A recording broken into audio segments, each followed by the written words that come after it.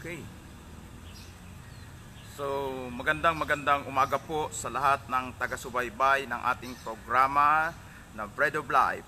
So, muli tayo po ay magpasalamat at magpuri sa ating Panginoon na muling magsasahimpapawid ang ating pong programang ito na naglalayon na tayo po ay hatdan ng pagkaing galing sa langit. Tinatawag nating bread from heaven. So ang pagkain natin na galing sa Panginoon, ito po ay ang kanyang salita. So muli po, nais kong ipaabot ang aking pagbati sa kaibigan at kapatid natin na sumusubaybay sa programang ito, kay Sister Merna, good morning. At sa iba pang mga nagbubukas at magbubukas sa atin pong live streaming. Bumabati po ako sa inyo, Sister Julie Sapitola, Sister Edith Almasol. So si Sister Julie po from Singapore, Sister Edith ay from Baguio City po. Siya po ay kapatiran po natin sa Shalom. At nagagalak ako na kayo po ay nakaabang na sa atin pong programa. Alam po ninyo, ito pong programang ito ay inilagay ng Diyos sa aking puso nung makita ko po na napakaraming mga tao na nagugutom, pumipila para po sa kanila pong pag-aasam na makakuha ng ayuda para sa kanilang pagkain. So, nakita ko po na ang mga taong ito ay concern sa material para po hindi magutom ang kanilang physical na katawan.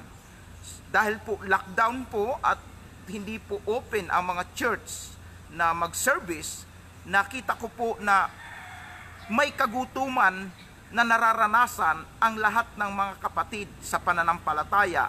Yung mga tao na sanay po na lagi pong pumupunta sa church, laging may fellowship, naramdaman ko po na sila ay kailangan hatdan ng rasyon. Hindi material, kundi spiritual na rasyon. Ito po ay ang salita ng Diyos. At sa aking puso, sa aking kalooban, alam ko po na may mga nakaimbak dito sa akin na maraming pagkain na spiritual. At hindi ko nais na ang pagkain ito ay hayaan lang na nakaimbak, kundi ako'y nag-desire na ito ay aking maibahagi para yung mga taong gutom sa spiritual na kalagayan, gutom sa salita ng Diyos, sila po ay maabot. At nakita ko naman po na nandoon ang pagtatagumpay ng gawain ito, sapagkat nandiyan na kayo, kasama ko na kayo, at mayroon na talaga po akong palagian at araw-araw na tagapakinig, at nagagalak ang aking puso kasi 2 o 3 man yan o ilan, kung mas marami ay mas nakaka-encourage po. At least ay ako po ay nagiging alulod o daluyan ng rasyon galing sa ating Panginoon. Okay?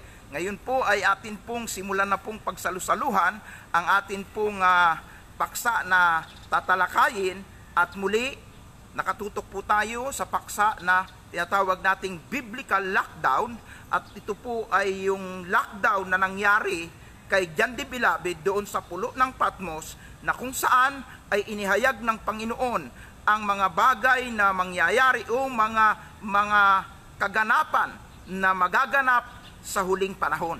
Ang tawag po kasi dito, pag tinatalakay po ang Book of Revelation, itawag po dito ay para po sa inyong kaalaman, kasama po ito sa mga subject sa Bible School na eschatology o mga pag-aaral na mangyayari sa huling panahon. Noong nakaraang mga araw, kahapon, ay atin pong tinalakay yung tungkol po sa rapture. So, binigyan din ko po yung paksa na ang atin pong pinagbabasihang talata ay ang Revelation chapter 1 verse 7, na sabi ng Panginoon siya ay magbabalik na nasa alapaap. At akin pong masusing tinalakay kahapon at nung nakaraang araw ang patungkol po sa rapture. At ngayon po, dadako po tayo sa ating mahalagang paksa.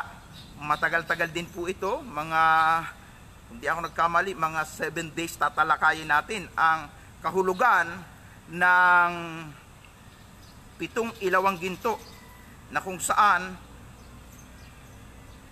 mayroon po itong pinatutungkulan. At tayo po ay babasa sa Book of Revelation, chapter 2, verse 1 to 6, o 5. Verse 1 to 5 ng Book of Revelation o pahayag, na kung saan inihayag ng ating Panginoong Hesukristo ang patungkol sa iglesia.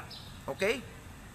Buksan po natin at atin pong basahin. Sabi po dito, isulat mo sa mga anghel ng iglesia sa Epeso, ito ang ipinasasabi ng may hawak ng 7 bituin sa kanang kamay, ang lumalakad sa gitna ng 7 ilawang ginto. Nalalaman ko ang mga ginagawa mo, ang iyong mga pagpapagal at pagtsatsaga.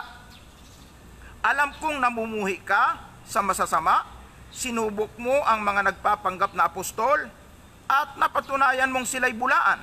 Verse 3, alam ko rin na nagtiyaga ka, nagtiis ng maraming hirap, alang-alang sa akin, hindi ka nanlupaypay. Ngunit ito ang pinagdaramdam ko sa iyo, nanlalamig ka na sa akin, hindi mo na ako mahal tulad ng dati. Verse 5, last verse, alalahanin mo ang dati mong kalagayan, pagsisihan mo at talikdan ang masasamang gawa, at gawin mong muli ang mga ginawa mo noong una. Kapag hindi ka nagsisi, paririyan ako at aalisin ko sa kinalalagyan ang iyong ilawan. Pinagpala ang salita ng Diyos na ating binasa, at tayo po ay magkaisang manalangin. Mabiyaya, mapagmahal na Diyos, Ama naming makapangyarihan sa lahat, sa umaga pong ito, kami po ay buong pagpapakumbabang lumalapit sa iyo, kasama ang lahat ng mga sumusubaybay, nakikiisa, mga nagbubukas na kanilang mga Facebook, at nakikiisa sa pagsasahimpapawid ng programang Bread of Life. Lord, i-bless po ninyo kami, buksan ang aming spiritual na pandinig, buksan ang aming spiritual na lagyan, at hayaan mo, Panginoon, na dumaloy, Panginoon, ang masustansyang salita mo, na siyang magpapalakas ng aming buhay pananampalataya, na ito po ang nais mo, Panginoon, na kami po ay patuloy na magsalusalo sa iyong salita upang mapainit, mapasigla ang aming buhay espiritual. Basbasan po ninyo ang lahat ng aming tagapakinig, lalo na ang iyong lingkod, na iyong gagamiting instrumentong daluyan para ipahayag ang iyong mensahe sa bawat isa sa umagang ito. Sa iyo po ang kapurihan, karangal at kaluwalhatian, sa pangalan ng iyong anak na si Jesus, ito po ang aming dalangin. Amen and amen. To God be the glory. Hallelujah. Okay. So, bago po tayo magpatuloy, ipabot po natin ang ating pagbati sa atin pong mga tagapakinig po sa Amerika, especially sa San Jose, California, kila Sister Sheila, sa Hayward, California, kila Bonnie, sa Love of Faith Church, at sa Crossroad Fellowships, o Crossroad Church, dyan po sa Daly City, sa iba't iba pa pong mga lugar ng California. Ganun din po ang ating mga tagapakinig sa lugar ng Canada, na sila po ay nakikiisa na po sa atin pong ginagawang pagsasalo-salo ng salita ng Panginoon, o sa ating daily bread. Sa atin pong mga tagapakinig po sa lugar po ng Japan, pagpalain kayo ng Panginoon. Patuloy po tayong magsama-sama sa ating every 6 a.m. na programa na Bread of Life. At ganun din po ang ating pong tagapakinig po sa Singapore, ang ating tagapakinig at taga-subaybay ng programang ito sa lugar po ng China, sa Hong Kong, at sa iba pang mga dako, iba pang mga bansa, New Zealand. Salamat po na mayroon na rin po tayong regular na tagapakinig po sa New Zealand. At ganun din po higit sa lahat sa ating mga kababayan, mga kapatid at kamanggagawa sa iba't ibang iglesia, iba-ibang denomination, congregation, sa iba't ibang sekta dito po sa Pilipinas. So, maalab na pagbati po sa mga taga-Luzon. Ano man ang inyong denomination, organization, kinalalagyan, pagpalain tayo ng Panginoon, at ngayon ay sama-sama tayo pong mag-aaral na muli sa salita ng Panginoon. Na ang ating binibigyang pinakapaksa dito ay ang tinatawag na biblical lockdown. At ang ating pinag-uusapan ay tungkol po sa buhay po ni Juan nang siya po'y ma-lockdown sa pulo ng Patmos. Ipinapaabot ko rin ang aking maalam na pagbati sa mga taga Mindanao, sa Christ Centered Church, sa Uhaw po, sa Jensan, sa iba't iba pong lugar ng General Santos City, ang ating mga tagapakinig, mayroon na rin po tayong tagapakinig diyan po sa Cotabato City, mayroon na po tayong tagapakinig diyan po sa Sultan Kudarat, sa Lambayong, at sa iba pang lugar ng Sultan Kudarat. At gayon din po ang ating mga taga-subaybay at tagapakinig dito po sa iba't iba pong lugar ng Bisaya, sa lugar po ng Masbate, sa iba't iba pong group po at denomination, organization at kongregasyon po dito po sa Masbate City, especially po sa All for Jesus Masbate City Church na atin pong ito po ay atin pong sinusubaybayan, at tayo po ay magpasalamat sa Panginoon. Hallelujah. Glory to God. Hallelujah. At ganun din po ang ating mga tagapakinig sa Shalom Ministry, mga kamanggagawa natin sa Charismatic Group, sa pangunguna ni Father R.T. Giriba, at sa iba pang mga tagapakinig natin sa iba't ibang church dito po sa iba't ibang lugar ng Luzon. So hindi ko po maisa-isa kasi po napakarami po nila. At isang mahalagang bagay na tayo po ay nakikinig at tayo ay may oras para po pag-aralan ang salita ng Panginoon. At ngayon tayo po ay dadako. So gusto ko lang sabihin po na wag po kayong magmi-message sa inyo pong mga messenger sa atin pong live kasi po uma-appear po at nagko-close po yung screen. So makiisa na lang po kayo at makinig.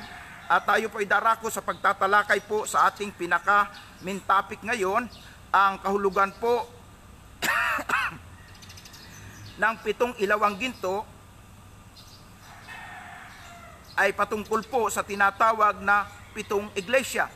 At yan po ay makikita po natin dito po sa chapter 1 verse 20. Ang sabi po dito, ito ang kahulugan ng 7 bituing hawak ko, ang 7 ilawang ginto. Ang 7 bituin ay 7 anghel ng 7 iglesia, at ang 7 ilawang ginto ay ang 7 iglesia. So, ibig po sabihin, doon po sa mga church ng Panginoon ay nakatalaga po ang mga angel niya. At ang gusto kong bigyan din po dito, ito pong paglalarawan na ipinakita ng Panginoon kay Juan patungkol po sa kalagayan ng iglesia.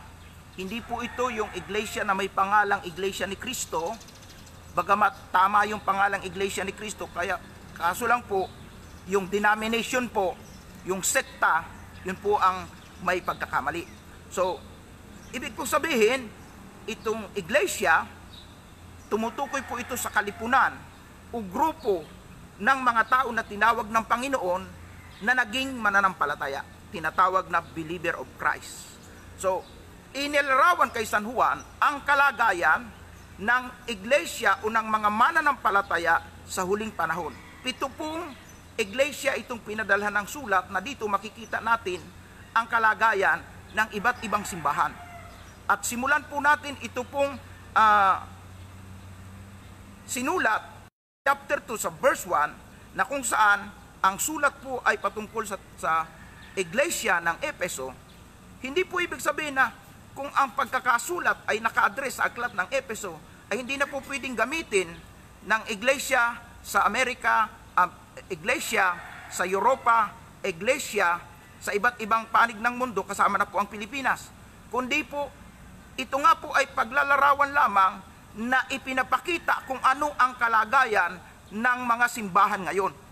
At dito po, ngayong huling panahon po, at dito po sa bahaging ito ng kasulatan, makikita po natin kung ano po ang kalagayan ng iglesia at kung ano ang ginagawa ng Panginoon sa iglesia at dito po ay makikita din natin na ang Panginoon ay nakasupervise lagi sa kanyang iglesia o sa grupo o kalipunan ng mga mananampalatayang Kristiyano. Bakit ko po nasabi yon? At yan ay unang puntos na ating bibigyang diin, na kung saan ipinakikita po sa chapter 2 nang sabi dito, ang may hawak ng 7 bituin sa kanyang kamay, walang iba po kundi ang ating Panginoon. At ito po, ay sabi niya, lumalakad sa gitna ng 7 ilawang ginto. Ano yung 7 ilawang ginto na sinasabi dito? Ito po ay ang iglesia o grupo ng mananampalataya sa iba't ibang dako, sa iba't ibang lugar. Ang unang gusto kong bigyang diin dito, kasi po mayroon po tayong 5 puntos na bibigyang diin mula sa talatang 1 hanggang sa talatang 5 ng Revelation o Pahayag, chapter 2.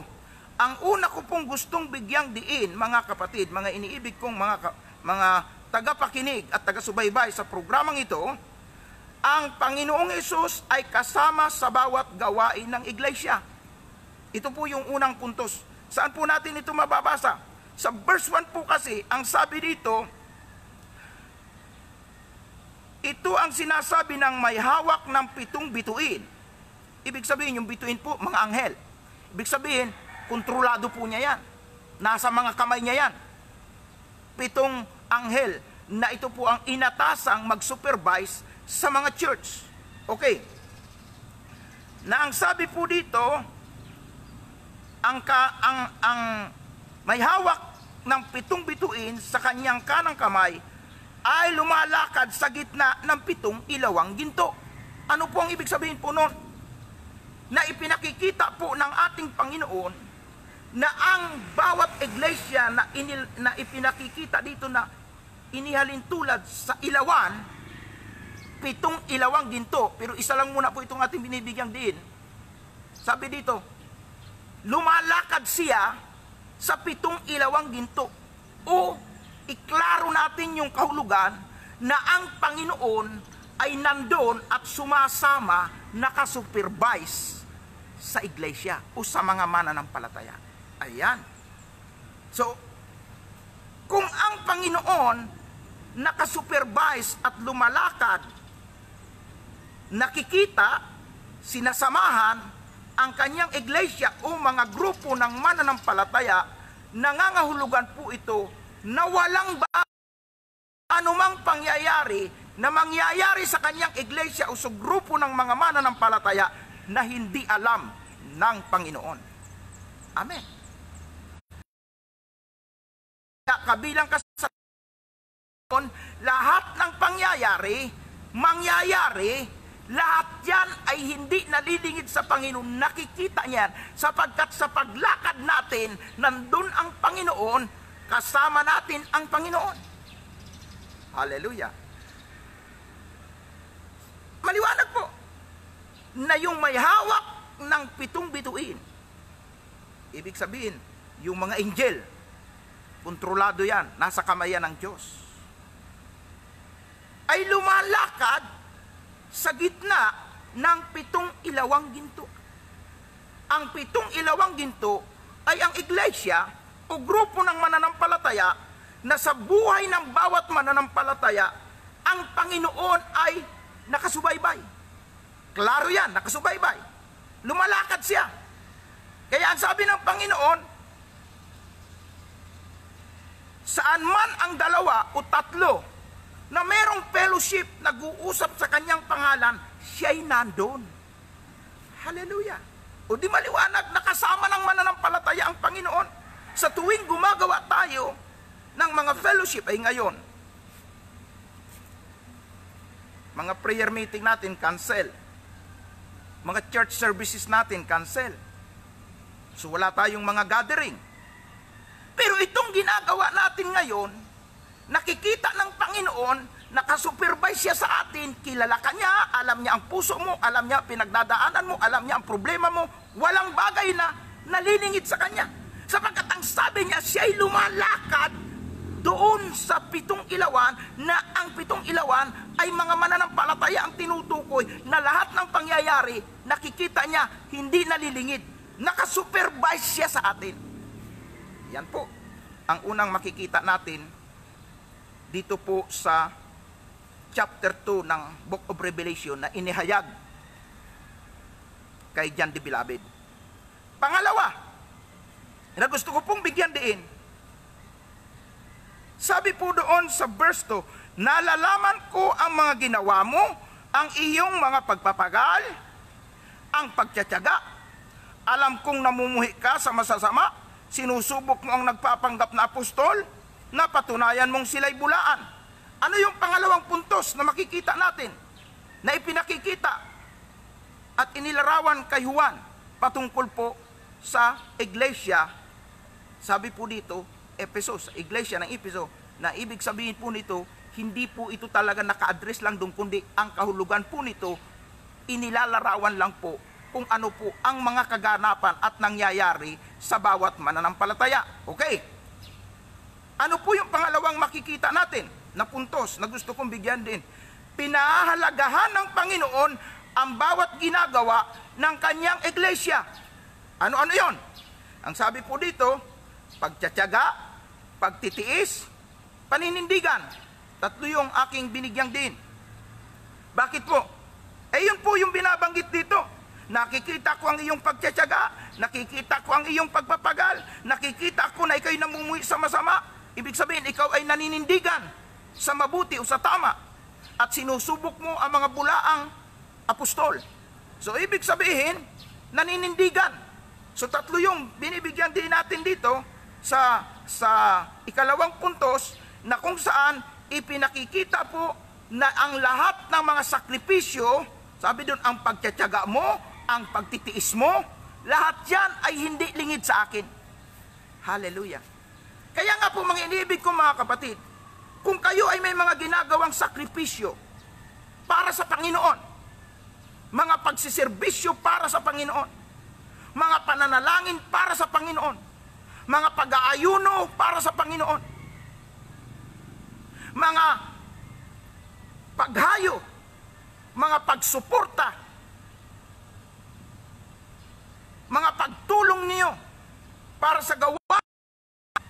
Ang sabi po diyan, hindi nalilingid sa akin ang inyong mga pagtsatsaga, hindi mga pagtitiis.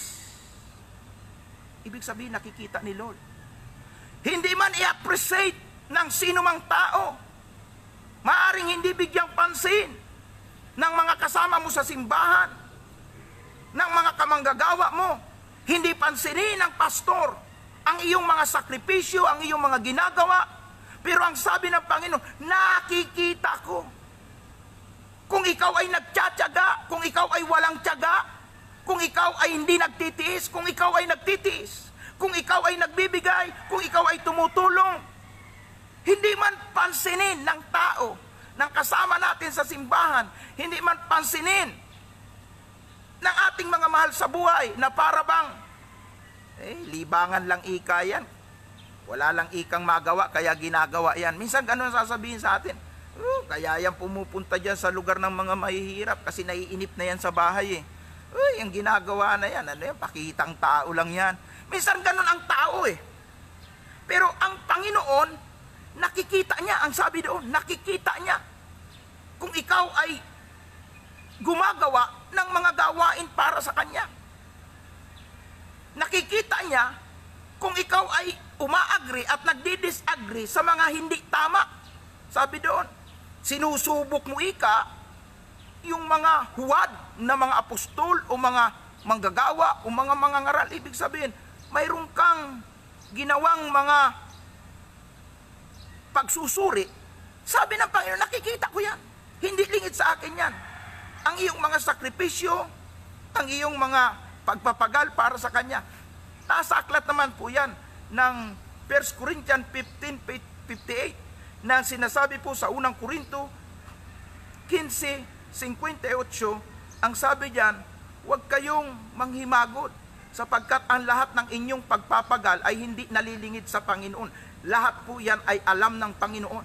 Ang ating mga sakripisyo, ang ating mga pagtitiis, sa lahat ng ating ginagawa para sa Diyos, hindi nalilingid yan.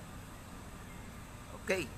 Katulad ng binanggit ko, hindi man in-appreciate ni pastor, hindi man in-appreciate ng kasama natin sa iglesia, hindi man in-appreciate ng ating mga mahal sa buhay, ng ating mga kaibigan, hindi man tayo makatanggap ng sabihin natin na parang matuwa sila o purihin tayo, hindi naman natin hihintay yun. Ang importante, nakikita ng Diyos na ginagawa mo yan para sa Kanya. Hindi nalilingid, ang ibig sabihin, hindi nalilingid sa Kanya ang lahat ng ating mga mga ginagawa para sa Panginoon. Kaya magpakasipag tayo sa gawain para sa Panginoon, sapagat lahat ng pagpapagal natin ay hindi nawawalan ng kabuluhan. Yan ay mayroong halaga sa harapan ng Diyos. Amen. So pangatlo na po, na gusto kong bigyang diin, sa binasa natin na Revelation chapter 2, 1-5. Ang sabi po dito, sa pangatlong puntos, nais ng Panginoon na maging maalab ang pag-ibig natin sa Kanya. Bakit? Ano po yung sinasabi doon? Sa verse 4, ang sabi doon, ngunit ito ang pinagdaramdam ko sa iyo, nanlalamig ka na sa akin, hindi mo na ako mahal tulad ng dati. Ayan. So, ibig sabihin, kahit nakikita niya ang iyong mga sakripisyo, ang iyong mga pagpapagal, ang iyong mga pagtsatsaga, mayroong kang paninindigan, pero mayroong hinahanap pala ang Diyos. Ano yun? Ano ang hinahanap ng Diyos sa bawat tao? Yung tinatawag nating maalab, maapoy. Maalab, maapoy, mainit na pagmamahal natin sa Kanya. Alam ng Diyos, kung hindi na maalab, nanlalamig na ang pag-ibig mo sa Kanya. Alam niya yan.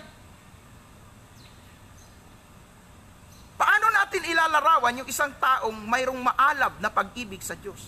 Maapoy, mainit sa pananampalataya sa Diyos. Paano natin ilalarawan yan? At paano natin mapapatunayan na tayo pala'y kabilang doon sa mga tao na malahiningan na, matamlay na, wala nang mainit na pagmamahal sa Diyos. Yan. Yung tao kasi pagka mayroon pong mainit at maalap na pag-ibig sa Diyos,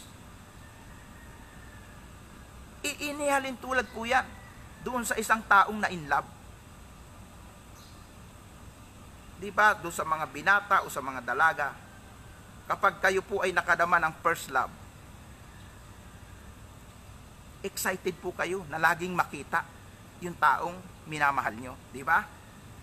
Hindi lang excited kayo na makita, kundi masaya kayo na laging siya ay kausap. Tama ba?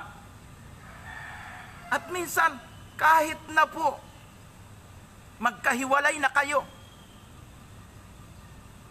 nandun pa rin sa isip mo, lagi mo siyang inaalaala, at sa pag-aalaala mo sa kanya, lagi kang masaya.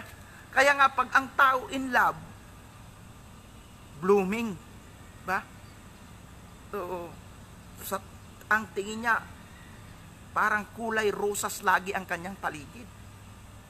Hindi naman lingid yan sa mga talagang nagmahal at totoong nakaranas ng pagmamahal. So hindi ko na kailangan i-discuss pa ng isa-isa. Sapagkat alam niya ng bawat tao na nakaranas na sila ay ma-inlove at sila ay mahalin.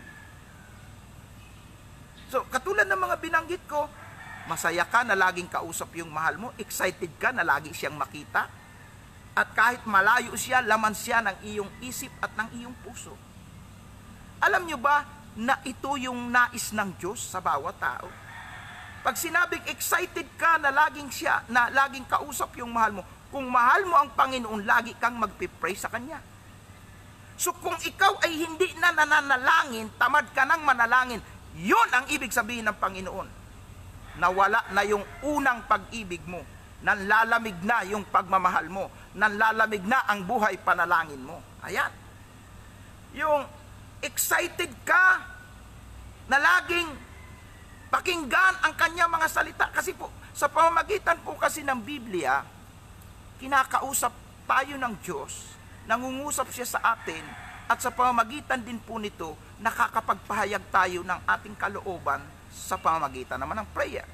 So ngayon, kung hindi ka napalabasan ng Biblia, para bang ibig sabihin, parang ayaw mo nang makinig at ayaw mo nang makapakinig, ayaw mo nang mapag-aralan ang kanyang mga salita. Kaya yung mga tao na tamad nang dumalo sa mga gawain ng, kung ayaw nang makinig sa pangangaral ng salita ng Diyos, nanlalamig na ang pag-ibig niyan. Hindi na siya excited na kung ano ang mensahe na gustong iparating ng Diyos na nagmamahal sa kanya, na Diyos na kanyang minamahal. Hindi na siya excited na yan ay mapakinggan. Pero salamat sa Panginoon, sapagkat mayroon tayong ganitong programa. Ang salita ng Diyos napapakinggan natin, naririnig natin, ang kanyang mga kapahayagan, nasasariwa sa ating puso at isipan, at ako'y naniniwala sa pamamagitan ng ating ginagawa. Dahil panahon ng lockdown, at minsan kahit hindi lockdown, kulang tayo ng time sa pakikinig ng salita ng Diyos, sa pag-aaral ng salita ng Diyos, na dito tayo kinakausap ni Lord. Pero sa pamagitan ng ating live streaming na ito, naniniwala ako, ito ay daan para mapapanumbalik ang maalab, ang mainit na pagmamahal natin sa Diyos. Amen. At ako po ay instrumento ng Panginoon para ipaabot sa bawat isa ang salitang ang Panginoon ay nagdaramdam. Ibig sabihin, hindi naman talaga siya galit, kundi nalulungkot siya. Mayroon siyang hinahanap sa tao. Ano yon? Na ikaw ay magkaroon ng maapoy, mainit na pag-ibig sa Kanya. Na ibalik yung tinatawag na first love natin kay Lord. Na dapat first love never die. I-maintain natin yung maalab, mainit na pagmamahal na unang naramdaman natin nung matanggap natin si Kristo, nung maranasan natin ang Espiritu Santo. Ewan ko sa inyo kung anong init sa Panginoon ang naramdaman ninyo nung ma-encounter nyo si Lord sa buhay nyo. Ilalarawan ko po sa inyo para makita po ninyo at malaman po ninyo. Ako po'y napangaralan ng salita ng Diyos at nakatanggap po ako sa Panginoon sa isang liblib at malayong lugar po, doon po sa amin pong bayan sa Jose Panganiban, lalawigan po ng Camarines Norte, Bicol. Ang lugar na kinalalagyan ko po, na kung saan doon po ako nahapdan ng salita ng Diyos, doon ako nakatanggap ng Panginoon, ay napakalayo po, hindi pa po develop po yon. Walang kalsada na maayos. Kinailangan mong maglakad ng 4 na kilometro at tumawid sa maraming mga ilog, umakyat sa mga bundok-bundok. Ang daan po ay talagang maputik kung maulan. Para lang makapunta ka doon sa lugar, taos ang pag-aaral at pangangaral ng salita ng Diyos. So ibig sabihin, malaking sakripisyo. Yung pong barangay San Martin po sa Jose Panganiban, ngayon po kasi ay may kalsada na maayos, noon po ay walang maayos na kalsada. Naglalakad po kami. Makarating lang po ako sa Bible study, pagbaha po, nilalangoy ko po yung batis po doon sa amin, at ubod po ng putik, nagsasakripisyo pong maglakad, makapunta lang po sa Bible study. At alam po ba ninyo, kapag ako po ay nandoon sa Bible study, masayang-masaya po ako na nakikinig ng pangangaral ng salita ng Diyos.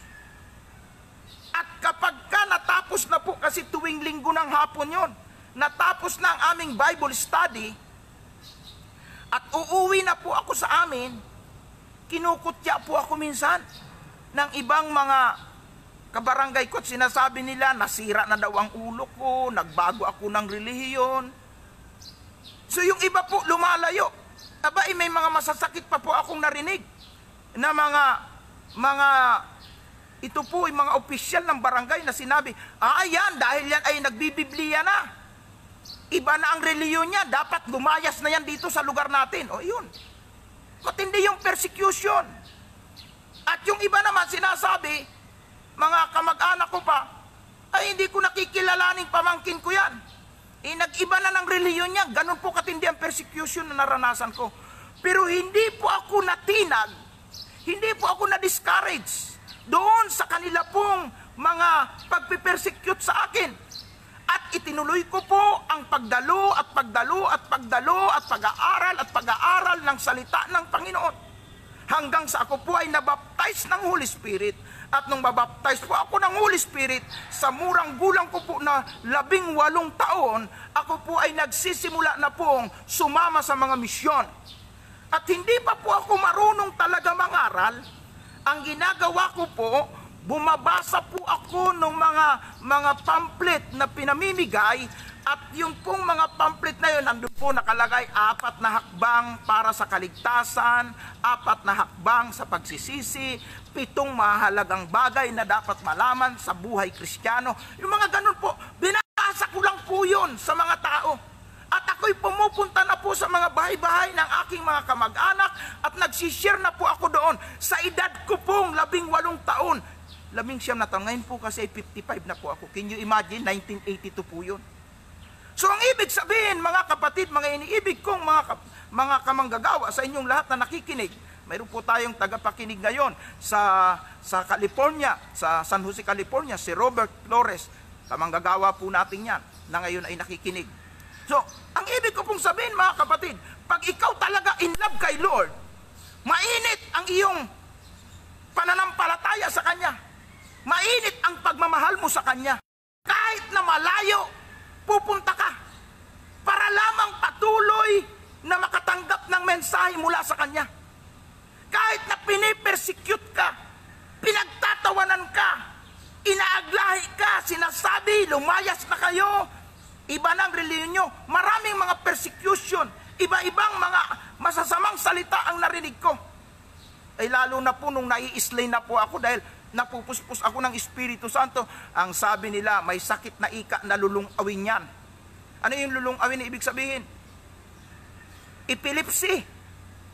Sabi nila, may sakit na yan. So, dapat palayasin na yan dito sa barangay natin. Can you imagine? Ginaganon ako ng mga tao. Halos wala na po akong naging kaibigan. Ganyan po katindi ang persecution na naranasan ko. Can you imagine, may kasama po ako? Kasi po siyang po kaming napabaptize. May isa po akong kadikit na kamag-anak ko po. Alam ho ba ninyo yung kadikit ko na kababata ko? Pagkatapos pong mabaptize, binugbog po ng magulang. Pinahirapan. At sinabi, bakit ika nagpabinyag ka? Di ba binyag ka na? So, tindi po ng persecution. Pero alam po ba ninyo, natinag po ba ako ng persecution na yun, ng pag-uusig na yun? Abay, kung ako po ay nanghina at hindi ko po ipinagpatuloy ang aking pananaliksik, ang aking pakikinig, ang aking pag-aaral ng salita ng Diyos, ay wala pong evangelist na matapang ngayon na nangangaral sa pamamagitan po ng live streaming. So, gusto ko pong ipakita sa inyo, mga kapatid, na kapag ang tao mayroong maalab na pag-ibig sa Diyos, ang lahat gagawin niya para mapasaya ang Diyos na mahal niya, para mapasaya ang Diyos na nagmamahal sa Kanya. Marami po sa atin, minsan, ang pag-ibig sa Diyos ay sanguso lang, wala sa puso.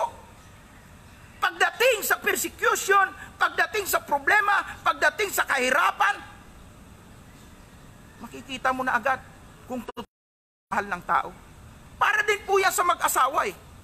Pag totoong mahal mo yung asawa mo, ano ba yung sumpaan ninyo?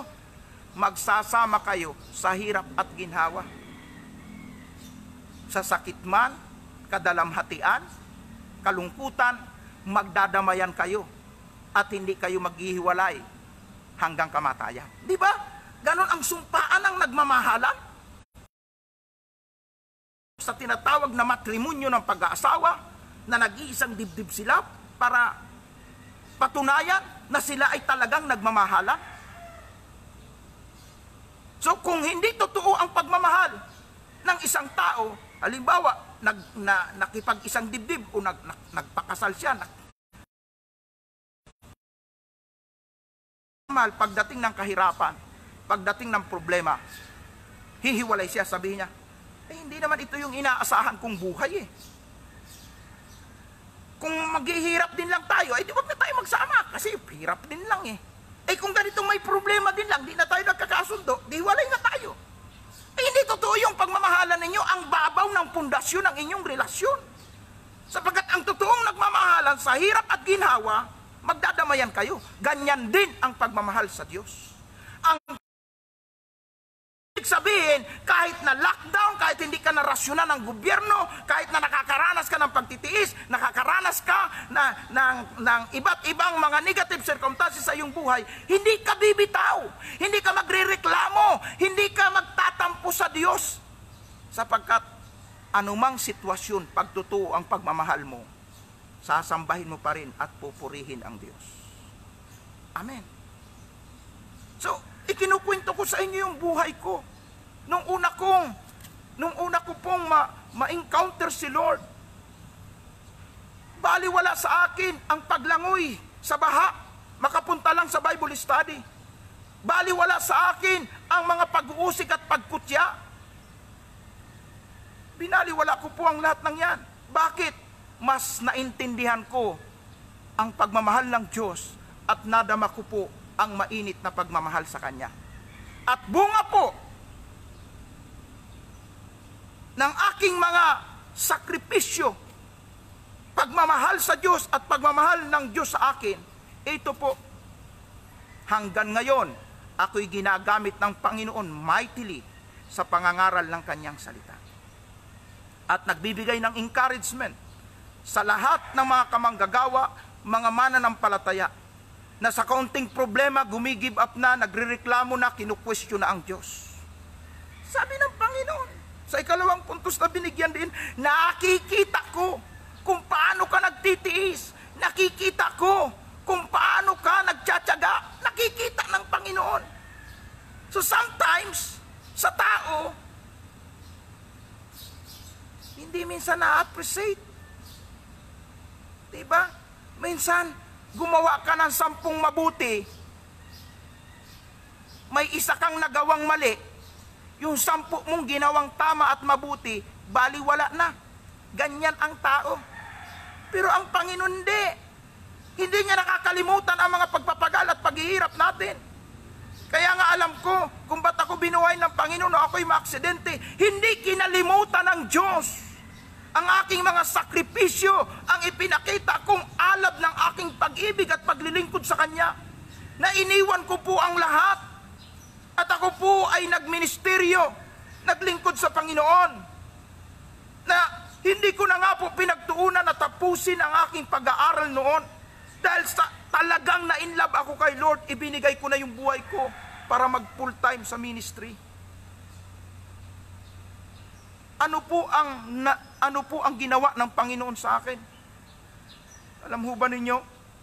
Hindi po ako graduate ng Bible school.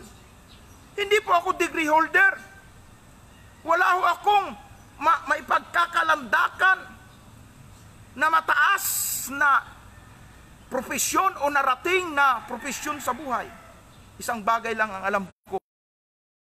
Minahal ko ang Diyos, minahal ako ng Diyos, ibinigay ko ang buhay ko sa Diyos, inoper ko, nag-serve ako kay Lord. Alam po ninyo ang bunga po nito. Yung mga nag-aral ng napakatagal sa mga seminaryo, sa mga Bible school, mga degree holder na mga preacher, oo, ginagalang ko sila, mahal ko sila, kamanggagawa ko sila. Pero nakita ko na pagdating sa kaloob, sa larangan ng pangangaral at pagtuturo, pagdating po sa elaboration at pangangaral ng salita ng Diyos, kung ano yung kakayanang ibinigay sa kanila, kakayanan din na ibinigay sa akin. Bakit po? Dahil hindi ako bumitaw sa pag-ibig sa Panginoon. Although na-experience natin na tayo nanghihina, na tayo minsan ay part ng buhay Kristiyano yon, na tayo ay nakakaramdam minsan ng panlalamig, nanghihina, up and down. Hindi ko naman sinasabi na ako'y mag-commit ng buhay sa Panginoon, wala na akong pagkakamali. Kung bibilangin ko nga lahat ang pagkakamali ko, kung ang Diyos nga ay nagbibilang ng mga pagkakamali at kapalpakan ko mula nung manampalataya ako sa Kanya, hindi na siguro ako karapat-dapat Salamat na lang sa Panginoon na 10 beses man tayong bumagsak, ang Diyos ay naghihintay na tayo ay tumayo at bumangon. At hindi niya tinitingnan yung panahon ng ating pagbagsak, ng ating panghihina, ng ating panlalamig. Ang tinitingnan niya ay yung panahon ng ating pagbangon at pagpapainit at pagpapasigla ng ating buhay pananampalataya. Yun lagi, bukas lagi ang kamay ng Diyos. Naka-extend lagi ang kamay niya na mayroong masaganang grasya at awa na laging nagbibigay sa atin ng pagkakataon para ibalik natin ang alab at init ng pagmamahal natin sa Diyos. Kaya nga, kung ikaw, kapatid ka manggagawa, sa mga nagdaang araw, nanlulupaypay ka na, at parang matabang na ang panlasa mo sa salita ng Diyos, wala ka ng ganang magbasa, at kung minsan para bang baliwala na sa iyo kung makarinig ka baka o hindi makarinig ka ng salita ng Diyos, parang okay lang na kahit wala na. Pag ganyan na kasi ang kalagayan mo, ang ibig pong sabihin niya, naghihingalo na ang buhay spiritual mo. Ang tawag diyan ay malahininga ka na. Pag yung parang baliwala na sa iyo, wala nang halaga sa iyo ang salita ng Diyos, wala nang halaga sa iyo, hindi ka na excited na makapakinig, hindi ka na excited na mag-pray, makipag-usap sa Kanya, aral lang salita niya, hindi ka na excited na makipag-fellowship, hindi ka na excited na gumawa ng mga gawain para sa Panginoon na siya mong dating ginagawa. Kung hindi mo naramdaman yung excited ka pa na mag-serve kay Lord, ikaw yung tinutukoy dito, na ikaw ay nanlalamig at ang pag-ibig mo sa Diyos ay nawawala na. Ikaw ay malahininga na. Kumbaga sa ano po ay hindi ka na mainit, maligamgam ka na. At ang sabi nung, kung ikaw ay maligamgam at malahininga, isusuka ka na, hindi ka katanggap-tanggap. Maliban na ikaw ay magsisi at kilalanin mo ang iyong kalagayan, ang iyong kahinaan sa harapan ng Panginoon. Sapagkat lahat ng nagpapakumbaba sa Diyos, tinatanggap ng Diyos. Lahat ng inaamin ang kahinaan, pinalalakas ng Diyos. Ganon ang Panginoon. Sabi ng Panginoon,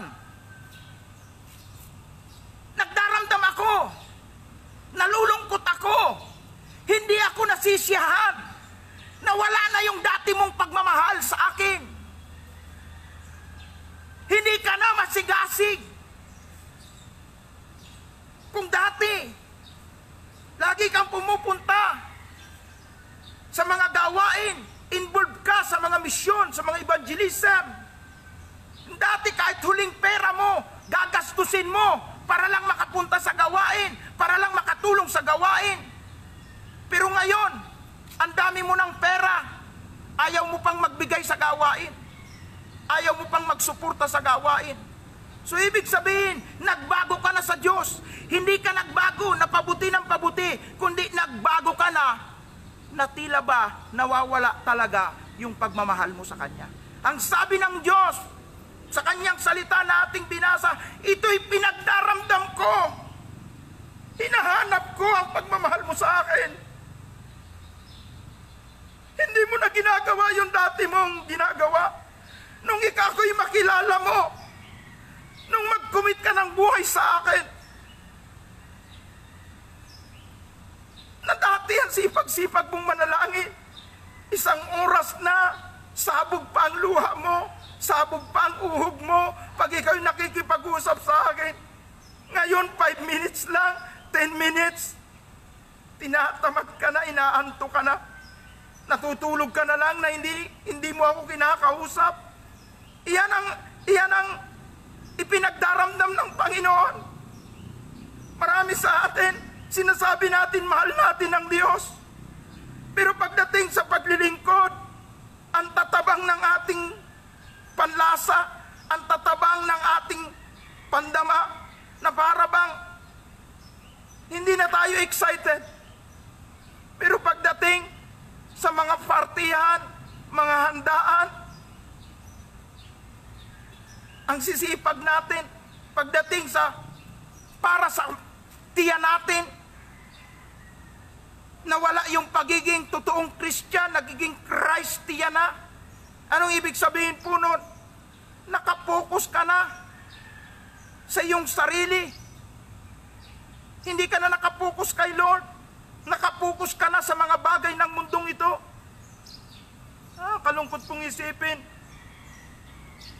Halos lahat ng mga mamahaling gadget, gusto nating mapasa atin, gusto nating mabili. Karangyaan, gusto natin nasa atin.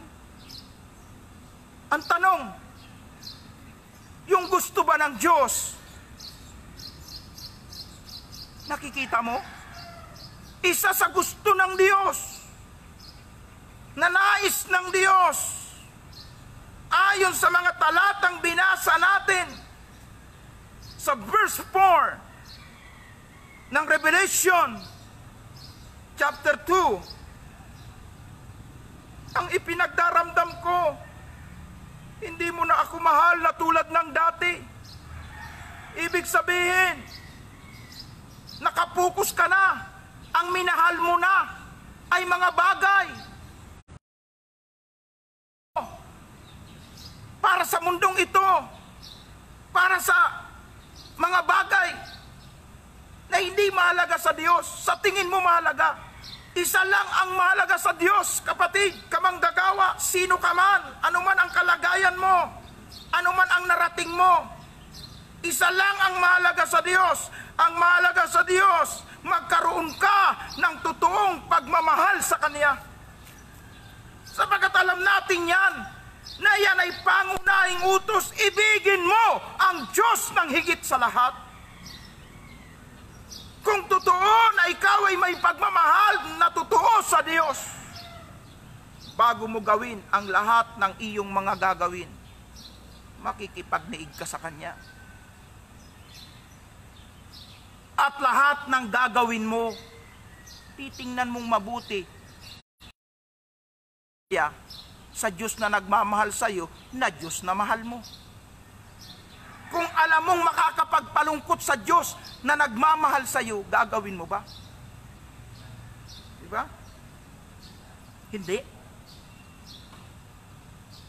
Kung alam nating ipagdaramdam ng Diyos na ating pinaglilingkuran, magagalit siya, di ba hindi na natin gagawin? Kasi mahal natin siya at alam natin siya ay talagang nagmamahal sa atin. Iyan ang kahulugan ng Revelation chapter 2 verse 4. Ang sabi ng Panginoon sa unang iglesia, nang sabi niya, ang aking ipinagdaramdam na wala, lumipas na ang pagmamahal mo sa akin. Paano ba natin maipapadama sa Diyos ang ating pagmamahal? Sige nga, ang Diyos hindi natin nakikita. Hindi natin nahahawakan. Paano natin ipaparamdam ang pagmamahal natin sa Kanya? Pag minahal mo ang Kanyang ministeryo, ipinadadama mo ang pagmamahal mo sa Kanya. Ministeryo. Ano yung ministeryo?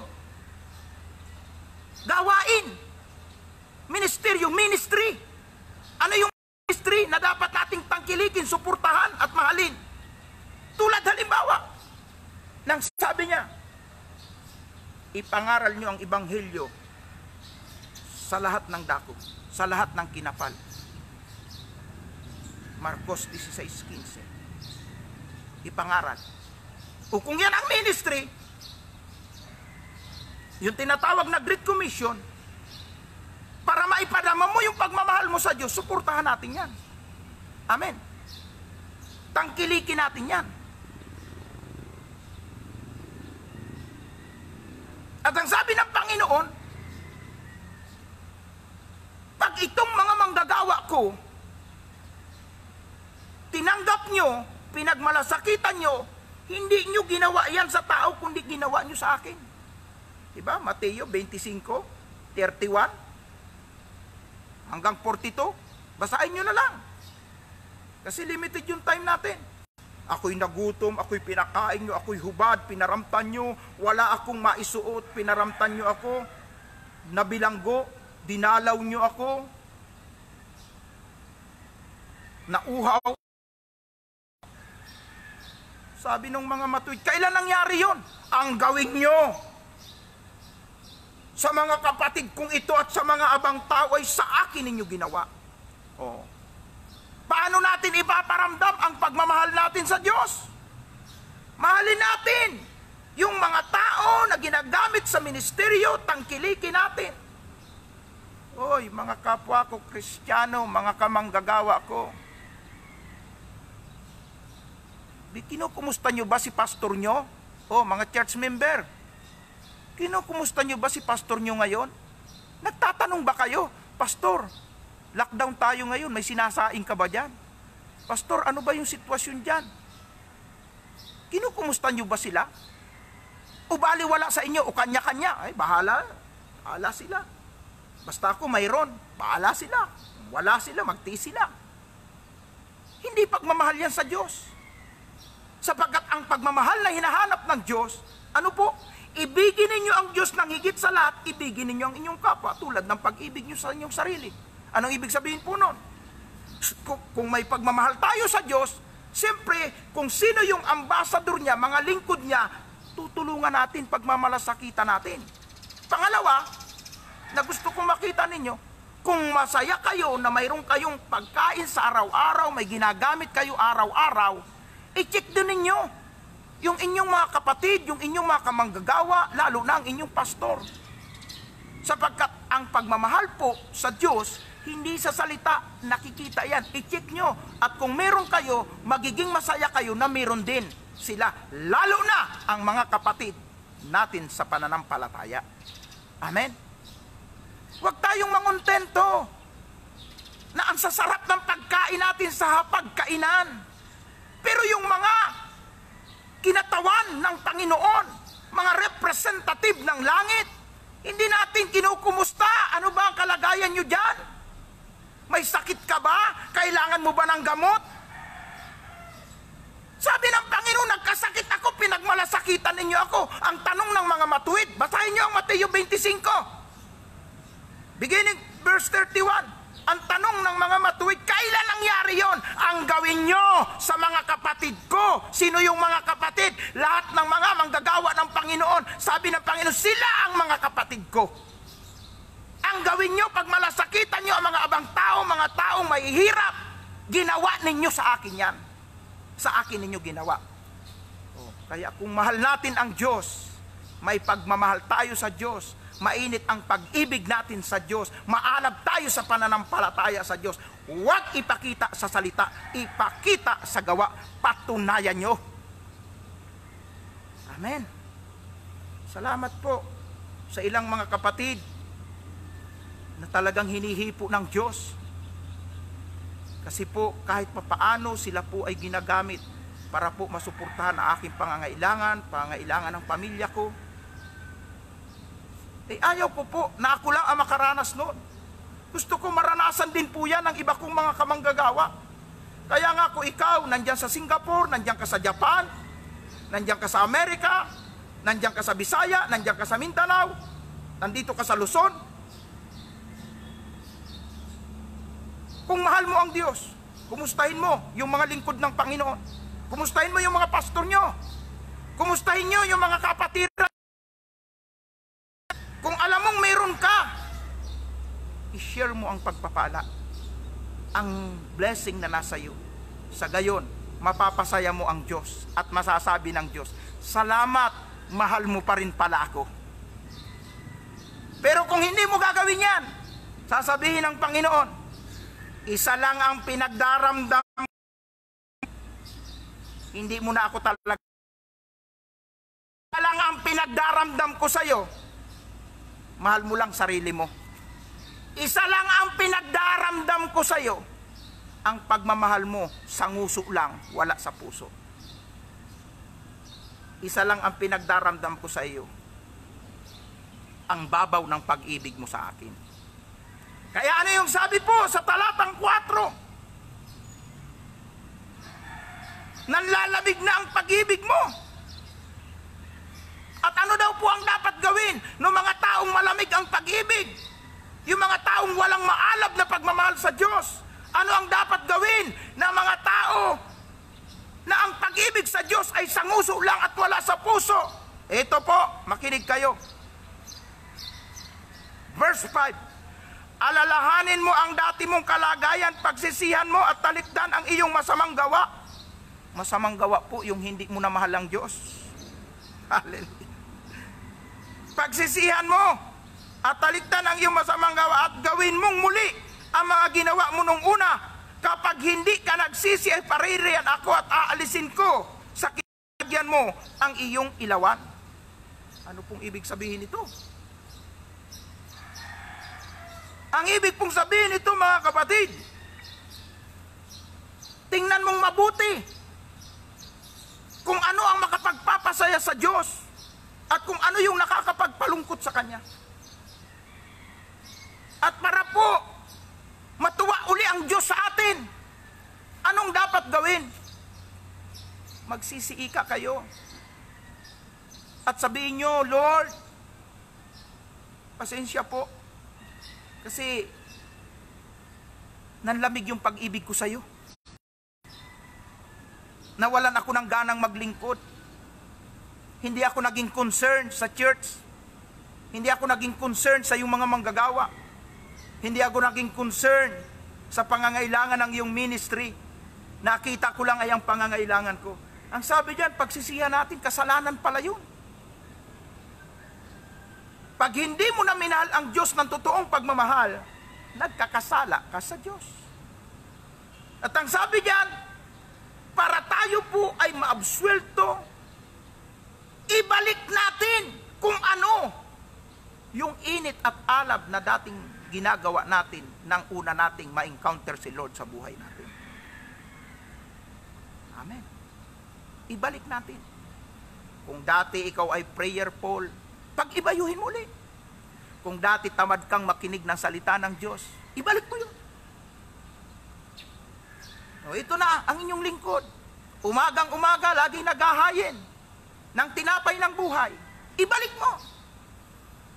Pag alas 6, i-alarm mo na yung iyong alarm clock.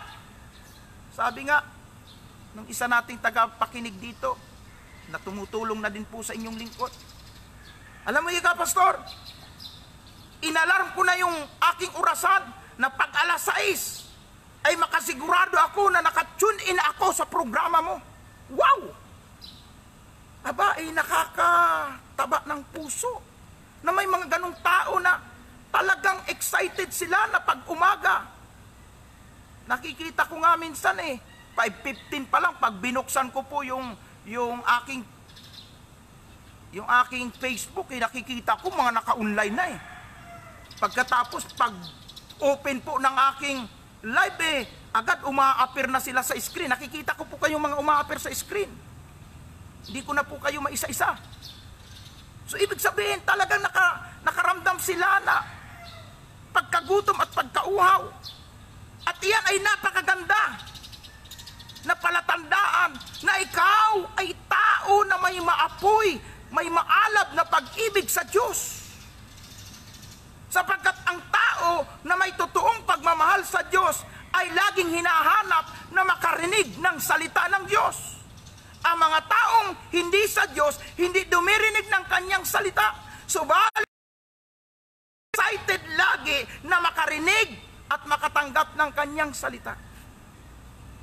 Nagkataon po, lockdown ang mga church. Dahilan na ba yun para tayo po ay huminto sa pag-aaral at pakikinig ng salita ng Diyos? O ito, yung ginagawa ninyo, dati tuwing linggo lang o 2 beses lang sa isang linggo. Ito na po, araw-araw na po ito. Araw-araw po ito. Tuwing alas 6. O, kung may trabaho kayo, pumapasok naman kayo ay alas 8, ay di, pagkatapos nyong sumama sa ating pag-aaral, ay di saka po kayo maghanda para sa inyong mga trabaho. Mahalaga, inuna nyo sila. Amen. So anong dapat gawin? Anong dapat gawin? Ibalik natin ang unang pag-ibig natin sa Diyos.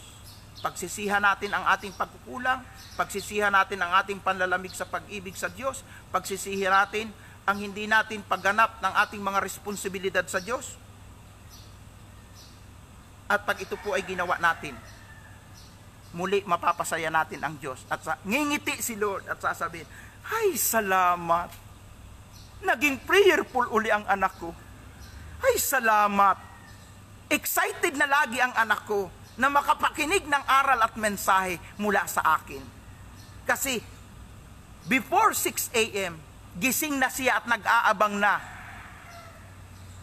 sa bread from heaven na aking ipinapahatid sa pamamagitan ng aking lingkod. Sasaya ang Diyos. Alam mo, pag masaya si Lord, natuwa siya sa atin. wala tayong hihingi na hindi niya ibibigay. Hindi lang yun. Pag-iibayuhin niya ang supervision sa atin. Uutusan niya. Uutusan niya yung angel. Kasi di ba may mga nakatalagang angel sa church, sa mga mananampalataya? Uutusan niya yung angel. Uy, tutukan mo nga yan tao na yan. Na walang gawa ng diablo na makasira at makaapekto sa kanya. Tutukan mo nga yung taong yan. Pag may kailangan yan, lagi mong isusupply, lagi mong ibibigay ang kailangan niya. Kasi natutuwa ako dyan. Napakainit ng pagmamahal niya sa akin. Lagi na siyang excited na makarinig ng salita ko. Lagi na siyang nananalangin. Lagi na siyang nagpupuri. Totoong mahal ako ng taong yan. Kaya uutusan niya ang kanyang angel. Kasi may angel eh. Diba? May 7 bituin. May angel, yun ay angel. Na nakatalaga sa bawat mananampalataya, sa bawat iglesia. So, protektado tayo ni Lord. Tutulungan tayo ni Lord. Pasayahin natin ang Diyos. So, 5 po sana ito, pero hindi ko po tatapusin. Para bukas, gutom na naman tayo, pagsasaluhan natin ang continuation po nito. Hallelujah. Ang pag-ibig natin sa ating Panginoon, pasiglahin natin, paalabi natin, at I guarantee, naggagaranti ako sa iyo, pag ikaw kumatok, ikaw humingi, bibigyan ka niya, at kung anong hinahanap mo, ibibigay niya. Bakit? Ipinadama mo yung pagmamahal mo sa kanya eh. Naramdaman ni Lord, mainit ka na eh. Maapoy ka na eh. Hindi ka na nanlalamig eh. Kaya, walang bagay na hindi niya kayang gawin para sa atin. Amen?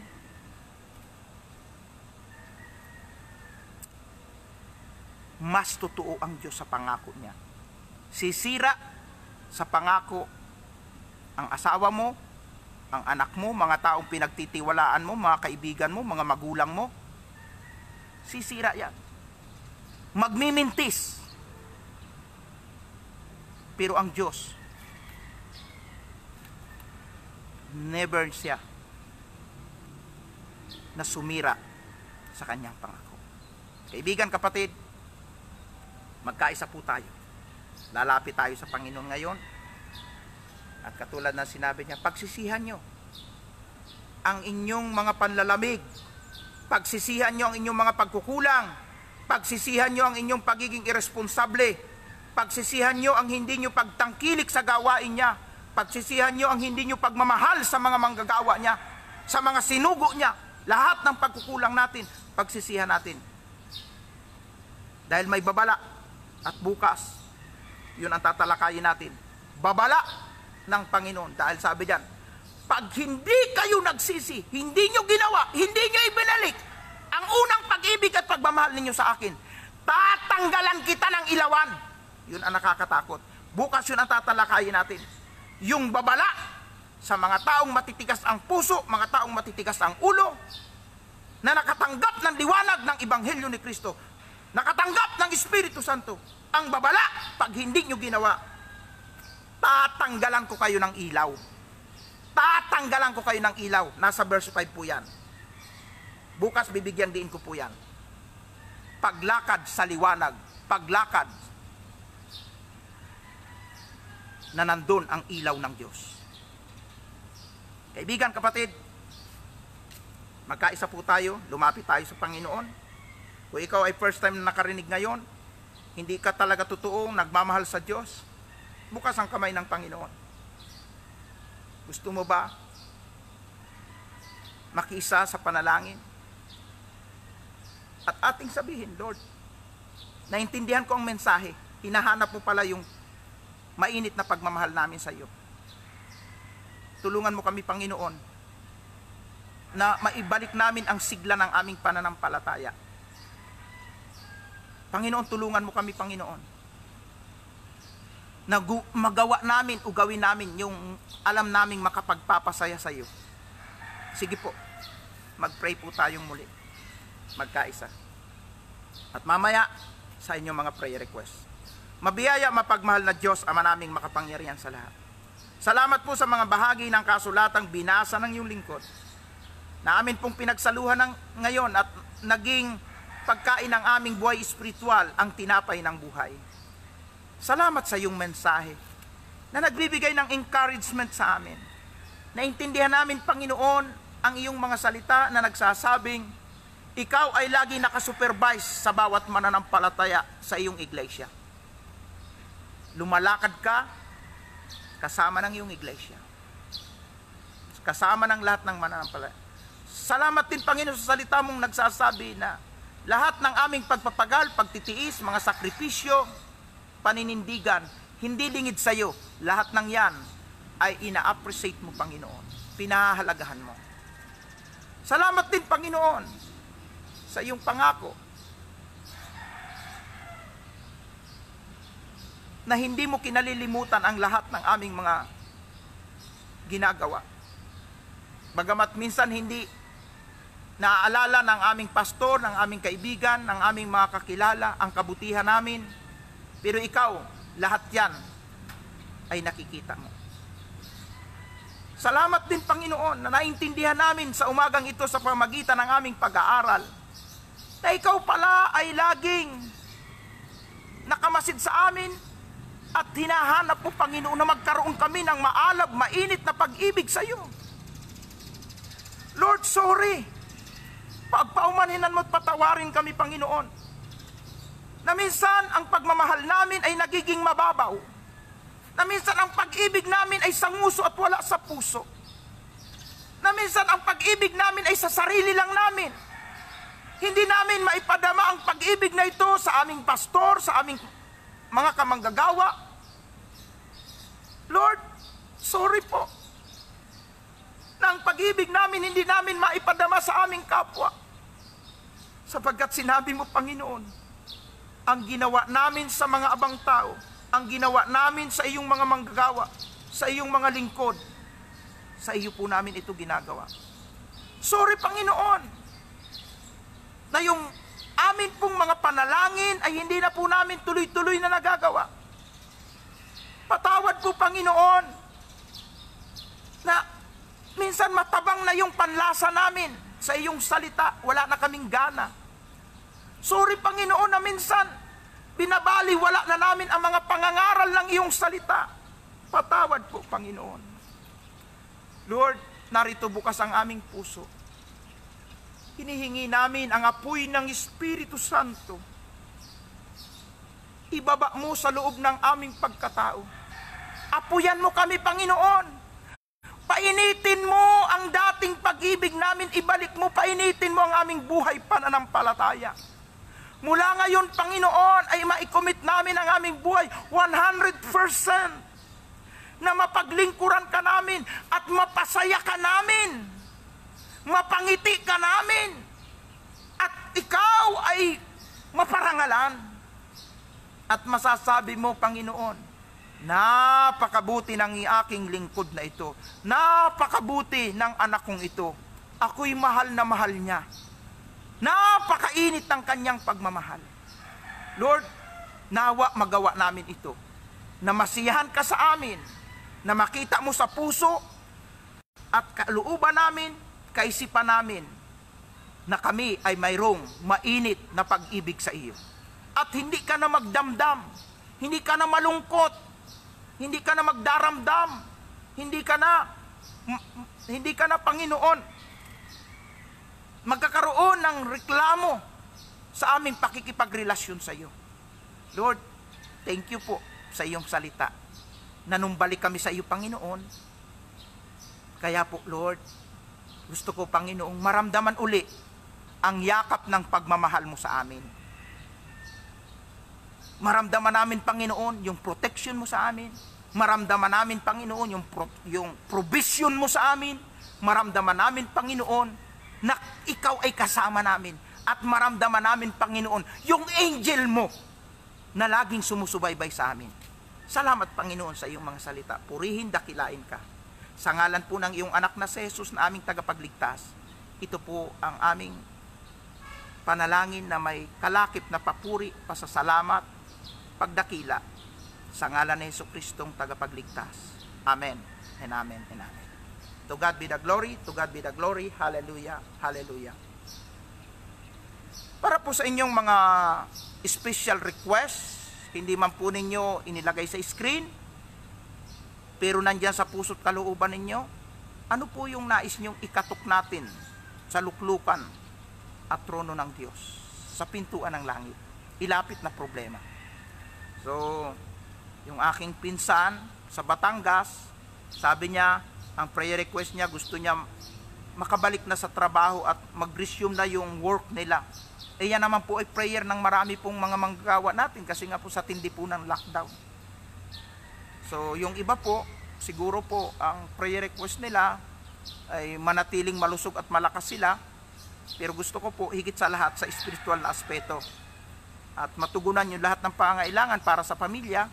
Ano man ang mga prayer request, pangangailangan, lumapit tayo sa Diyos at muli makiisa kayo sa panalangin. Mabiyaya, mapagmahal na Diyos, ipinararating ng bawat isa ang kanilang mga prayer request. Hindi man po nila ito direktang sinabi sa akin. Hindi man nila ito isinulat o inilagay sa screen. Pero nakikita mo na ito'y kailangan nila.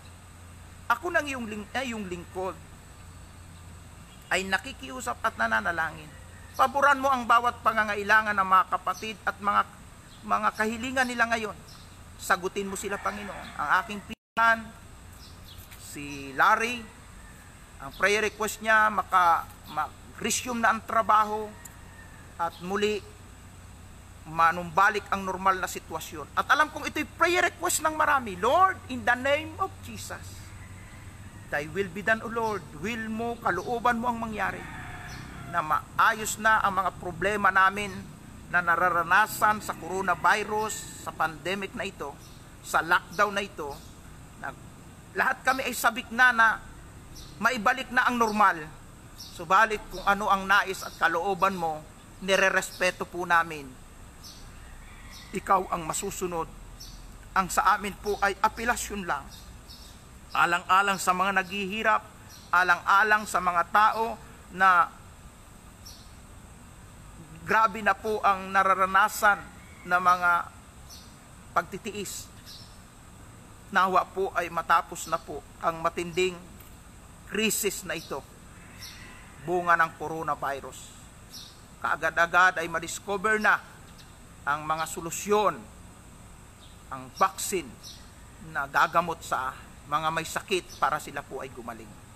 Nanalangin din po kami sa mga iba pang mga kapatid na may mga dinadalang sakit sa puso, sa ulo, sakit sa baga, sakit sa dugo, sakit sa buto, sakit sa bituka, sakit sa balat, sakit sa mata.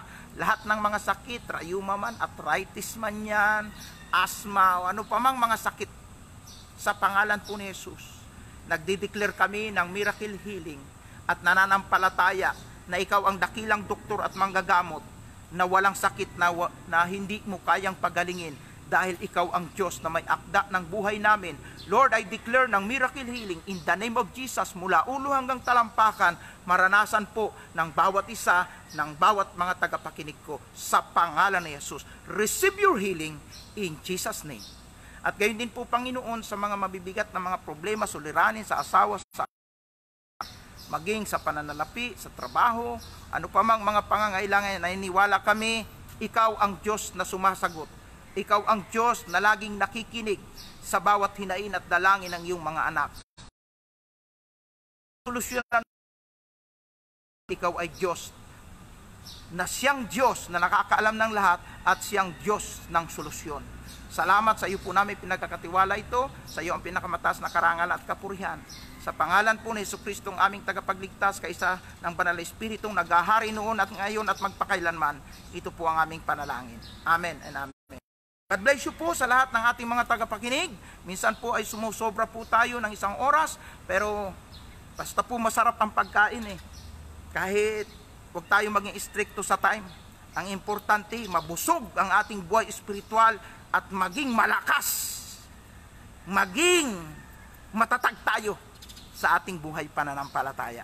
Purihin ang Diyos. Muli, sa ating mga minamahal na mga tagapakinig, kung kayo napagpala, ipasa po ninyo sa inyong mga group chat, sa inyong mga kaibigan, sa inyong mga kakilala, at sabihin nyo, pakinggan nyo at tapusin nyo ang pangangaral ng taong ito, sapagkat talagang mapagpapala tayo, mapapalakas tayo. Kaya po, bukas po muli ng umaga, sama-sama po ulit tayo.